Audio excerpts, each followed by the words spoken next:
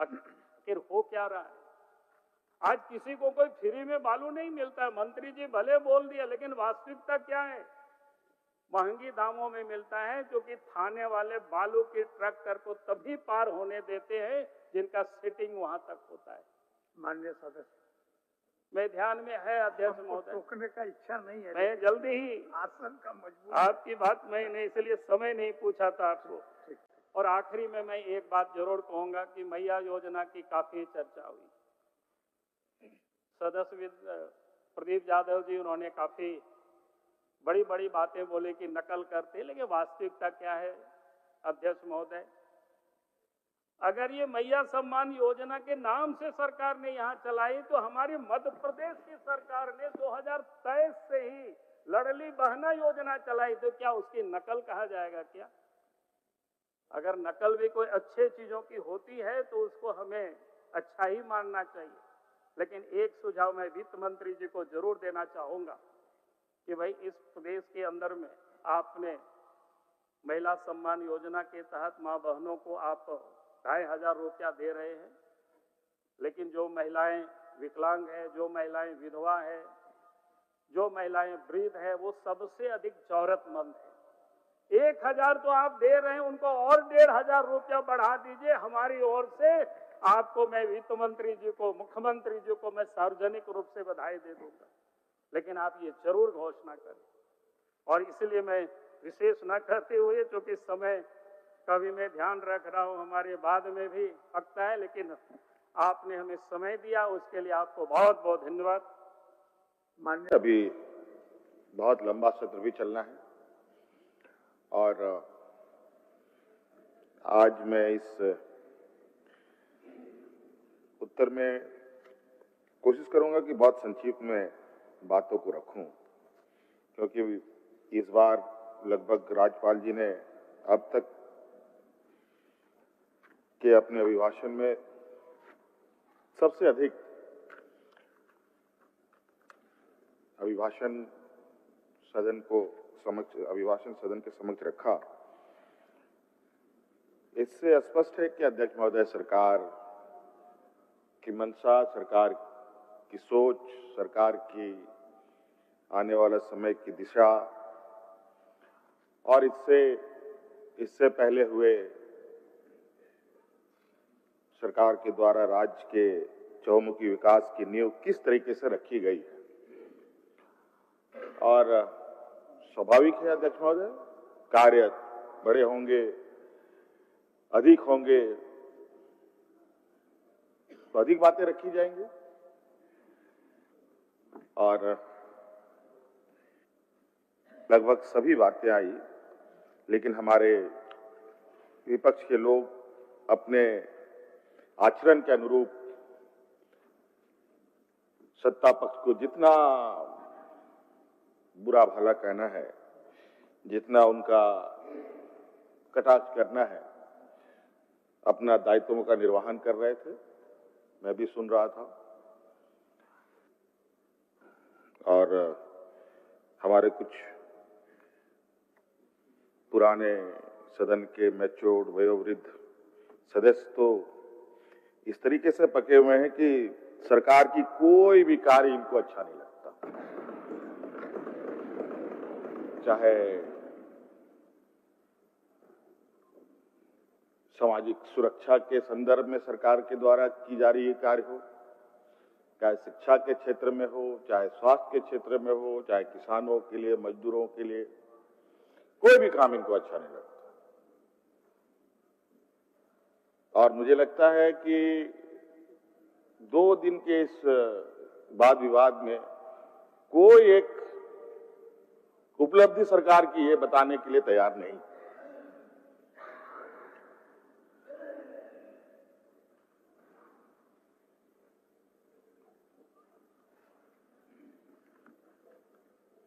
राज्य अलग होने के बाद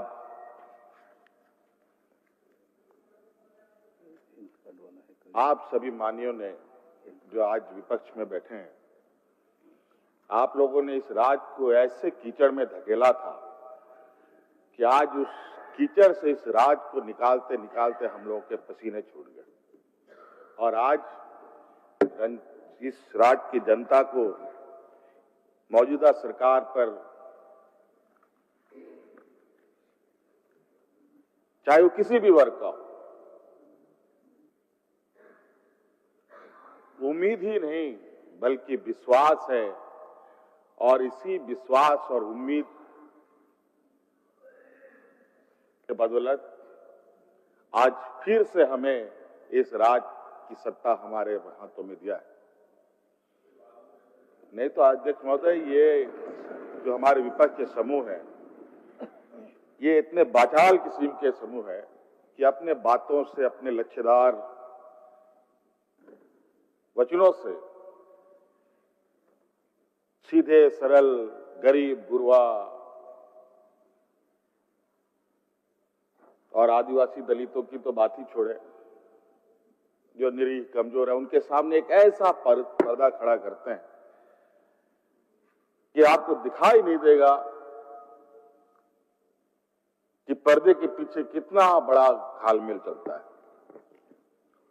लेकिन उनमें से कुछ लोग हैं जो इनको बड़ी मजबूती से पकड़ भी लेते हैं। जब उसमें वो ये फंसते हैं तब इनको बहुत तकलीफ होती है। अध्यक्ष महोदय, हमारी सरकार जात धर्म से ऊपर उठकर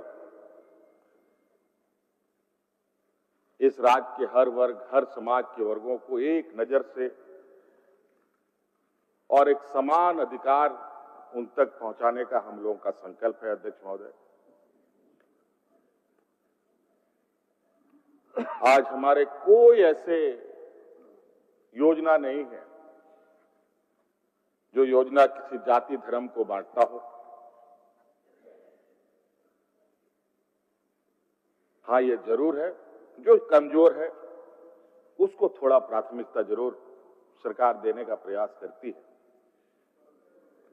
और ये बात आप भी मानेंगे अध्यक्ष महोदय कि घर में भी जो कमजोर बच्चा होता है उस पर माता पिता विशेष ध्यान देते हैं।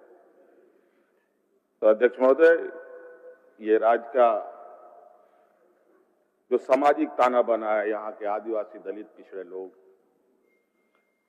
संविधान में अधिकार होने के बावजूद भी आज हाशिए पे ही खड़े हैं। आज उन्हीं का प्रतिनिधित्व हम सब लोग कर रहे हैं अध्यक्ष महोदय। और विगत सरकार के कार्यकाल में कई चुनौतियों के साथ, मुझे पता है अब ये लोग षड्यंत्र रचेंगे, अब यहां से उठने की तैयारी कर रहे होंगे, इधर उधर मैसेज पास करने का प्रयास हो रहा है, लेकिन हम कोशिश करेंगे कि आप ना जाएं। मैं कोशिश करूंगा कि मैं आपको इतना परेशान ना करूं कि आप लोग पिछले का दरवाजा देखने का मौका मिले। हाँ, ठीक है, ठीक है।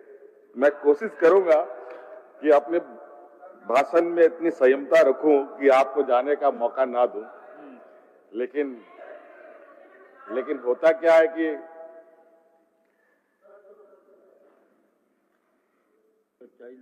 जब सच्चाई सामने आने लगती है तो उसमें बड़ी कठिनाई होती है उसको फेस करना, उसके साथ चलना। अध्यक्ष महोदय,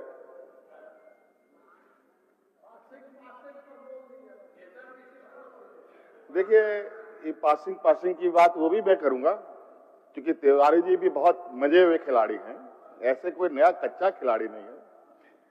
बालू, ठेका, टेंडर, गिट्टी, सीमेंट से बहुत अच्छा नाता है इनका। और मुझे मालूम है, और जहां तक चुनौती देने की बात है तो मुझे ऐसा नहीं लगता है कि कोई ऐसा कार्यालय आदेश है, कहीं यदा कदा कुछ चीजें हुई हो तो मुझे नहीं लगता। लेकिन कोई ऐसा आदेश आपके पास हो कि सरकार ने कोई ऐसी आदेश निकाली है तो निश्चित रूप से मैं आपको सदन में आश्वस्त करता हूं, जिसने भी आदेश निकाला है उसके ऊपर आपके सामने कार्रवाई करके उसको याद करें। अध्यक्ष महोदय, ऐसा कोई कार्यालय आदेश नहीं है। अपवादवश कहीं कुछ चीजें आई हो तो जरूर ये निंदनीय विषय है और इस पर सरकार आपकी हर बात सदन में जितने भी हमारे माननीय सदस्यों ने बातें रखी है उन सभी बातों को हम लोगों ने बहुत गंभीरता से लिया है और माननीय तिवारी जी के इस आरोप को भी हमने गंभीरता से लिया है और निश्चित रूप से इस विषय पर अगर ऐसी घटनाएं हो रही हैं, अगर लोग इसको एक अपना पर्दे के पीछे कोई मॉडल बनाने की भी कोशिश कर रहा है तो ये हम नहीं होने देंगे। अध्यक्ष महोदय, ये देश का पहला राज्य है अध्यक्ष महोदय जहां इस राज्य की जनता के लिए हम लोगों ने एयर एम्बुलेंस की व्यवस्थाएं की है। कोई देश में नहीं है और आज हम सदन को बताते हुए मुझे खुशी हो रही है कि वो एयर एम्बुलेंस का लाभ आज एक दो लोग नहीं लाखों लोगों ने ले लिया। जहां 10 लाख लोगों को चेन्नई जाने में एयर एम्बुलेंस की आवश्यकता पड़ती थी, मात्र 3-4 लाख रुपए में ये चेन्नई तक पहुंचते हैं। अध्यक्ष महोदय, कई ऐसे घटनाएं थी, अगर एयर एम्बुलेंस ना होता तो वो मरीज वहीं खत्म हो चुका होता। अध्यक्ष महोदय, ये बड़ाई नहीं कर रहा हूं और ये हम समय के साथ और कितनी चीजों को बेहतर करने का प्रयास करें, इसको लेकर आज हम लगातार इस हर सरकार के हर क्षेत्र पर हमारी नजर है। स्वास्थ्य की बात कहें अध्यक्ष महोदय, रिम्स को लेकर आए दिन अखबारों में चीजें छपती है, आए दिन सरकार को लेकर कुछ हमारे अखबार वाले पत्रकार मित्र लोग भी सरकार को चूटी काटने से बाज नहीं आते हैं। वास्तविक क्या है नहीं है उस विषय पर ना जाकर के बहुत सरकार की छवि को अपने तरीके से गढ़ने का प्रयास करते हैं। अध्यक्ष महोदय, जहां 1000-1500 लोगों का चिकित्सा करने की क्षमता है, वहां 5000 मरीज पहुंच जाए तो क्या स्थिति है हॉस्पिटल की हो सकती है, आप अंदाजा लगा सकते हैं अध्यक्ष महोदय। और आज इसी को ध्यान में रखकर अध्यक्ष महोदय, ये रिम्स के पुनर्जीर्णोद्धार का कार्यक्रम हम लोगों ने टेकअप किया हुआ है और बहुत जल्द आने वाले 5 साल के अंदर ये जो रिम्स आपको दिख रहा है, ये रिम्स एक नए स्वरूप के रूप में इस राज्य को देखने को मिलेगा। और इसके अलावा अध्यक्ष महोदय, सरकार ने अतिरिक्त इस रिम्स का जो बर्डन है, इस रिम्स के ऊपर जो बोझ आता है, ये पूरा बोझ इसके ऊपर ना आए, इसको लेकर हम लोगों ने इस राजधानी के अंदर एक और मेडिकल कॉलेज खोलने का भी निर्णय लिया हुआ है। उसके लिए जगह की तलाश शुरू हो चुकी है अध्यक्ष महोदय। तो ऐसा नहीं है अध्यक्ष महोदय, ये इनके लिए ये खुशी की बात नहीं है, ये बहुत तकलीफदेह बात है इनके लिए अध्यक्ष महोदय। और मैं इनको बता दूं अध्यक्ष महोदय, मैं इनको बता दूं, हम लोगों ने इनके इतने षड्यंत्र के बावजूद विगत 5 सालों में इतने कार्य किए अध्यक्ष महोदय, उन कार्यों का जवाब आज इनको मिला है। आज पूरा हमारे विपक्ष के पास जितनी ताकत थी, उस ताकत को यहां स्थापित करके इन लोगों ने चुनाव लड़ने का काम किया और नतीजा ये हुआ अध्यक्ष महोदय, आज ये फिर से उसी जगह पर हैं जहां पर वो पहले से मौजूद थे, बल्कि और भी 2-4 पत्ते इनके झड़ भी गए अध्यक्ष महोदय। और हमारी मजबूती जो पहले थी उससे और कितनी मजबूत हुई है, इससे इस राज्य की जनता का हमारे सरकार के प्रति क्या सोच है अध्यक्ष महोदय, आपको मालूम है। और इस बार भी अध्यक्ष महोदय, मैं आपको बता देना चाहता हूं अध्यक्ष महोदय, अभी तो शुरुआत है, अभी तो सरकार के ये नई पारी की अभी तो शुरुआत है, एक तो पहला ओवर भी अभी कंप्लीट नहीं हुआ अध्यक्ष महोदय।